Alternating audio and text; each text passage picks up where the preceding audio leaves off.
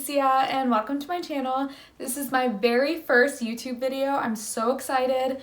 2020 is coming. No wait, 2020 is already here. And this is something I have always wanted to do. And I'm so excited that I'm finally doing it. So my channel is all about adulting. If you don't know what adulting is, it's just the verb tense. I don't know. The verb of the word adult. So being an adult can be really intimidating, especially when you're getting closer to that age and it's time to kind of make a new transition in your life. So today our focus is going to be on why you need to move out of your parents' home. This is something that I think is really a hard transition for so many people because you spent 20 years living with your parents, your family, and in that home, and it's really hard to leave, and it's even harder to make the decision and actually start putting things in motion because you are so used to living there. I know when I wanted to move out of my parents' house, it was actually a really tough experience for me. And I know that there was a lot of thinking beforehand, like going back and forth, is this something I was ready to do yet? And so if this is you, then you found the place that will hopefully give you the push that you need in order to actually leave, because I'm going to be talking about all the great things that actually come out of moving out of your parents' house and why this process is going to turn you into an adult. So let's get started. I'm going to be talking about my experience with moving, and then I'm going to be giving you 5 reasons that you should really consider taking this step in your life. I know when I have problems, I look them up online to see if other people have ever had the same type of confusion about things that I've had. For example, if I were to look up why I should move out of my parents' house, I almost do it so I get the push that I need in order to make decisions that I know I need to make for myself.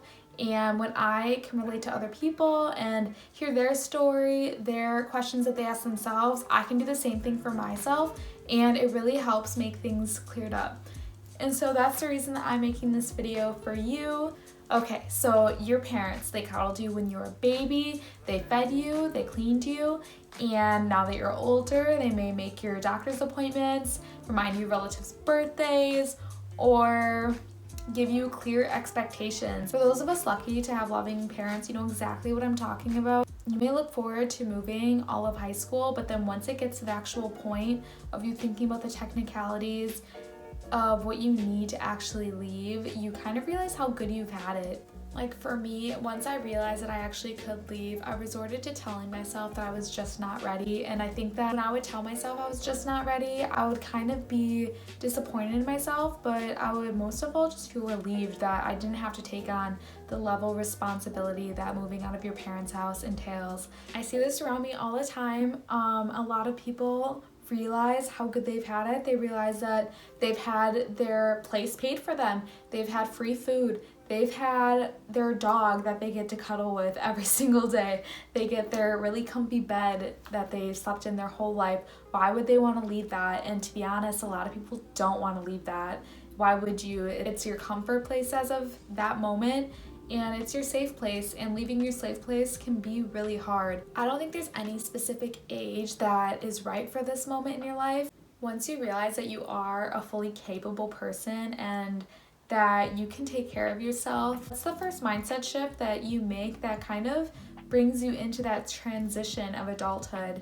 And I'll give you a little background about my experience with moving out of my parents' house. When I was younger in high school, my mom and I would fight all the time about the stupidest things, you guys. Like, we would argue about food, cleanliness, my sisters, money, just so much things.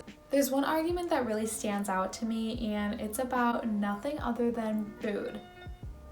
I know, like, how do you argue about food?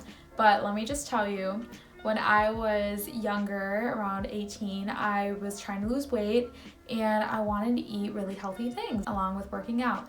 And so healthier things cost more money, especially in Wisconsin. Avocados there are like $2 or $3 in the winter and they're not even good. But healthier food is obviously a little more expensive. And my parents and family did not have the same diet that I was trying to bring into my life, which is fine, I didn't care. But once my mom realized that this was starting to cost a lot more money for her when she was going grocery shopping, She was like, Alicia, I understand that you want to eat healthy. I really love that for you, but you're gonna have to pitch in and you're gonna have to go grocery shopping for yourself if you want these more expensive, healthier options. Some people might think that's a little weird. I don't think that's weird at all. Actually, she has 3 other kids, so she's a busy woman, and I really didn't mind. I made some money. I didn't have much responsibility. They paid for my car, they paid for my gas. This was the first thing that they asked me to pitch in with, and I was more than happy to. So I would go grocery shopping once a week. I don't know, I actually really like doing it for some reason. And I made a shelf in my parents' refrigerator, and I said, this is my shelf, this is my food that I paid for. And that sounds so petty, but whatever, I did it. And my sisters would start eating my food off my shelf, and it drove me insane. I couldn't stand it because, yeah, I didn't have other bills to pay for, but that was my money, and it was kind of the first money that I made as a young adult, you know. I felt like I worked really hard for that money, and my sisters would eat it, and I would need to go grocery shopping more and be spending more money. And so it really bothered me that my mom would never stop them and be like, guys, this is Alicia's food. And she was really bothered that it bothered me because that's my family and it's just food. And so we argued a ton over it. It was so stupid looking back, but she did say something that really set in motion my transition into adulthood, and it kind of made me see things a little differently about our arguments, because it was like the root of all of our arguments and I never even realized it. And when she said it, I was like, you are right. That is exactly why we are arguing. And she said, I think you just have your own way of living now, and I think you're ready to go out and live by yourself. Whoosh. What? Like, when she said that, I was like, yes, you are right. I am ready. I am ready to leave. I do have my own way of living. I do want my food in a certain way in the fridge. I do want certain food to eat. I want to make all these decisions for myself. I want my own place. And I don't know if she said it just to shut me up, honestly, or because she really felt that way, but when she said that, I was actually really flattered, and it kind of gave me the little confidence boost that I needed, because when she said that, even though it was in an argument and it was in the heat of the moment, I felt so flattered that she felt like I could go out on my own. And when my mom said that, and I was like, wow, she thinks I can leave, then I know I can leave. And it might take you an experience like this to realize that you're ready, or maybe you've been living at your parents' home for a while and you're kind of seeing all your friends around you moving out and you're thinking like, okay, maybe it's time to leave. And that's okay too. Whatever your experience is, that's yours, and you shouldn't compare it to anyone, but either way, this is going to be a great thing for you. I understand that this transition in your life can be really sad, confusing, intimidating, scary. I promise you that it's also gonna bring you independence, freedom, self-confidence, growth, and most of all, self-development. And what more could you ask for? That's why we get up and we go every day. It's to develop ourselves more. So let's talk about the 5 outcomes that you can expect from moving out yourself. Number 1, it's gonna force you to figure out things for yourself. Your parents have so much on their mind, more than you even realize, and this is really because they're not only taking care of themselves, they're taking care of you. If you have siblings, they have their parents that they're thinking about. They have a lot on their plate, and it's time to give your parents a break and to take care of yourself, to kind of take the load off a little bit. And when you move out, there's going to be a lot of things that you're responsible for, like certain tasks. These can be taxes, car repairs, cooking basics, like figuring out how to cook. And there's honestly so much more. The list feels endless. I would never tell you to not go to your parents if you needed help for something, but I would use that as a last resort. I would try to figure out things on your own first, and I'm gonna give you a little example that I'm talking about in my situation. So when I moved out here, I had originally gone to a college back at home for a while, and then I moved out here and I wanted to come to college out here. My husband and I got married, and that is what I wanted to do while he was working all the time. And so I had to fill out the FAFSA form, and in previous years, my dad filled it out for me because a lot of the information was his information. And when it came to us figuring it out and us filling out the FAFSA application with our information, it was a lot more confusing because half of the year I was living with my parents, and the second half of the year I was living with Josh, my husband, and it was just very confusing because if you ever filled out FAFSA, then you know it's information based off 2 years ago. So they make their financial decisions based off 2 years ago with my parents' information, but Josh and I obviously did not make as much money as our parents. So I was trying to do it with our information now.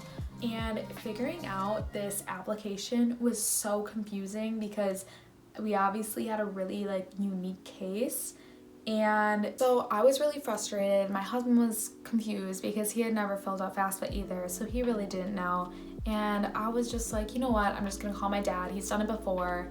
And my husband did something so wonderful, and he was like, Alicia, no, you're not gonna call your father.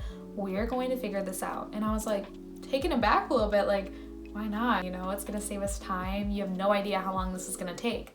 And he was like, it doesn't matter how long it's gonna take, Alicia. You're not calling him. We're figuring this out. And I was like, okay, I'll just go with that then. And so we did. We talked to the FAFSA representatives for hours.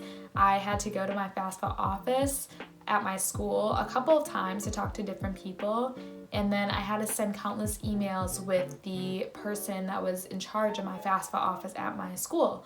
And so it took days to figure this out, and it was so frustrating. But I will tell you, when I figured it out, I felt so accomplished, and I felt so proud that I didn't call my dad, because it's definitely something that I've done in the past. Like, I won't even try to attempt it myself. I just know, okay, he knows how to do it. I'll talk to him. And it's not something I even thought about having to really do, like figure it out myself. But when Josh pointed that out to me, at first I didn't understand why, but once I figured it out, and once we went through that really confusing moment together, I realized in situations after that I didn't need to rely on my father, and it has helped me. It was the first time that I did something that was really confusing like that all on my own. And there's going to be times when you buy your first printer and you're going to need to figure out how to set it up. You know, there's going to be a lot of things that come up in your life, and your dad's not always going to be there. Now I live in California. He still lives in Wisconsin, and I only get to see him twice a year, and I can't be calling him all the time. He's a busy man, and that's okay. I shouldn't have to call him. So once you start doing things on your own here and there, you'll feel a lot more comfortable with the idea of living by yourself and realizing that you can take care of yourself even if things come up that you don't understand how to figure out or how to do it, and you know your parents would know. That doesn't matter. You will figure it out, and once you start to do this more often, the idea of leaving isn't going to be as intimidating. So now we're going to go to number 2. You really start to understand your responsibility as an adult. So we all have responsibilities, and for a while yours was probably school, but now your responsibilities may seem like they're about to become endless. This thought can be really scary, especially for someone who doesn't want to script their financial future. It's okay to feel intimidated. It's not okay though to let this prevent you from actually leaving your parents' home. And so I'm just gonna say it, those are the main reason why a lot of people don't feel ready or they hold back from moving out of the parents' home. Now, if you are in the situation that you absolutely cannot afford to live on your own or with a roommate, and you really just don't have the money or the means to do that, then staying at your parents' house probably is the best option for you for a little while. That is okay. I 100% have been there, and I understand that. I would never advise someone to go out and live on the streets, but there are some things that you can be doing while you live at your parents' house to gain some more independence. Learn how to do the laundry, cook your own food, fill out your own applications, make your own doctor's appointments. There's so many things that you can do to kind of at least have you growing forward and moving forward rather than just staying stagnant. And that is really important for our self-development. And something to note also is if you are living at home in this situation, that is completely okay, but you should be working your butt off to be getting out of there. You really should be working as much as you can or going to school to advance your skills and your knowledge to be able to have a job.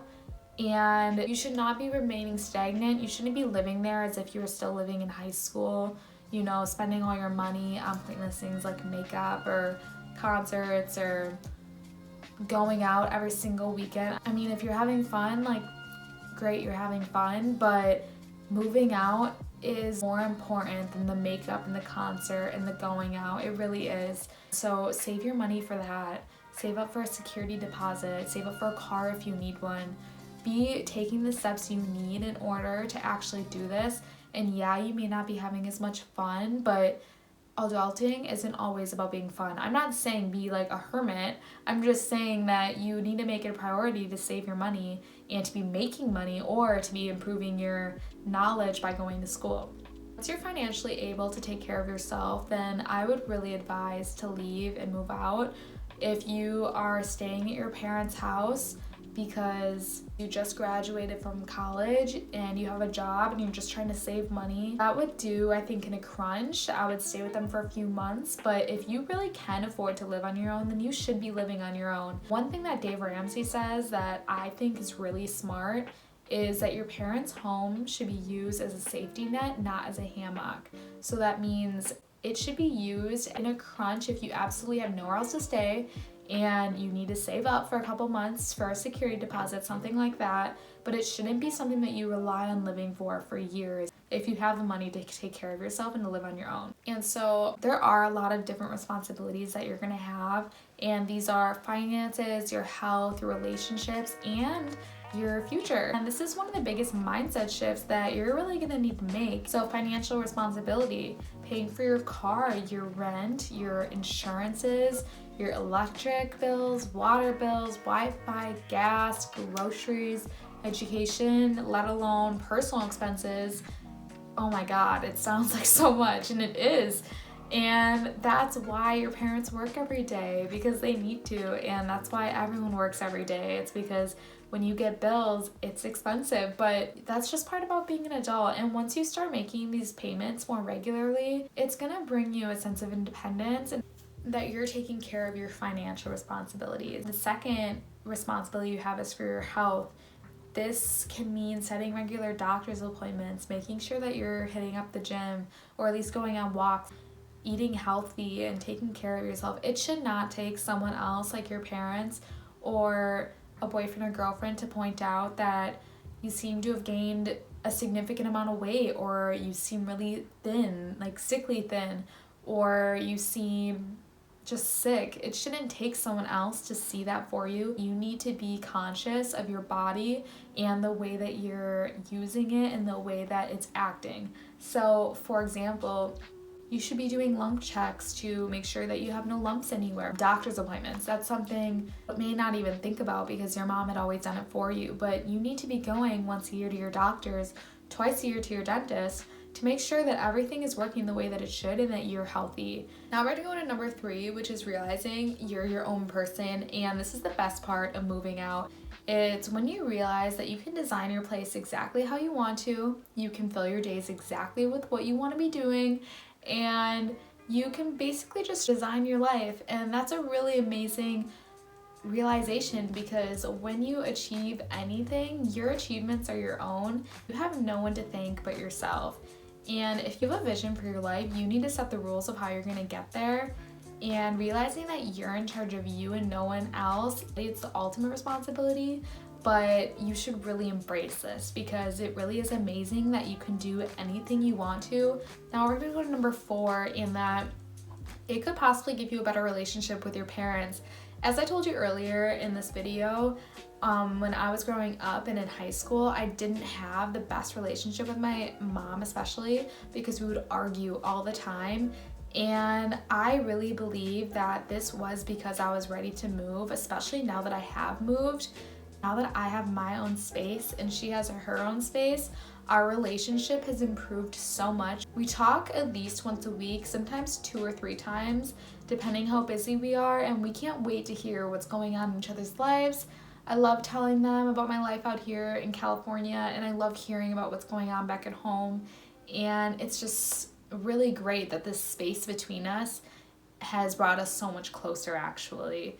There's no problem with understanding that giving yourself space from some people to grow as a person can really improve your relationship. There's no problem with that.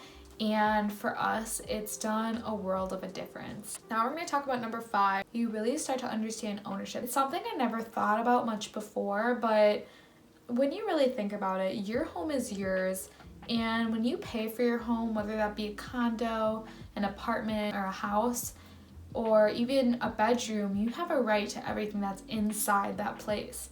And as you live in your own place, you kind of understand the importance of acting appropriately on someone else's property, because that's what you would want them to do in your property. And even understanding that your home actually isn't your home. Like, yes, this is a place that you grew up in. You'll always have those happy memories there. You'll always have your parents there. That does feel like your home. But to be honest, it's not. It's your parents' home, and they pay for it. It is their property, and everything that's in it is theirs. It's not yours if they paid for it. I know some people might be like, okay, but like, no, it is my house. I'm gonna be like, no, it isn't. And that's okay. That's how it should be, because when you live in your place, that is your place. That is your responsibility. You take care of it, and people should respect that. And your parents' place is their place, so you need to respect their place. And that goes for everywhere else. That's why in society, it's really important to be acting appropriately and to be acting as a responsible adult and taking care of yourself, because when you're out on publicly owned property like a school or in a park, that is not just your property, and you really appreciate this once you have your own place and you've lived out on your own. So that's it, you guys. That's my 5 outcomes that you're gonna experience when you move out. I hope that I swayed you into really considering making the steps towards making this really important decision and transition in your life. Moving out of your parents' house can be really sad and even heartbreaking for some people. And trust me, I understand moving away from people that you live with for 20-something years is a really hard pill to swallow. But it's really going to bring you so much independence and freedom and happiness. And just remember that you're going to grow in one way or another from this experience. Always remember that you can figure it out.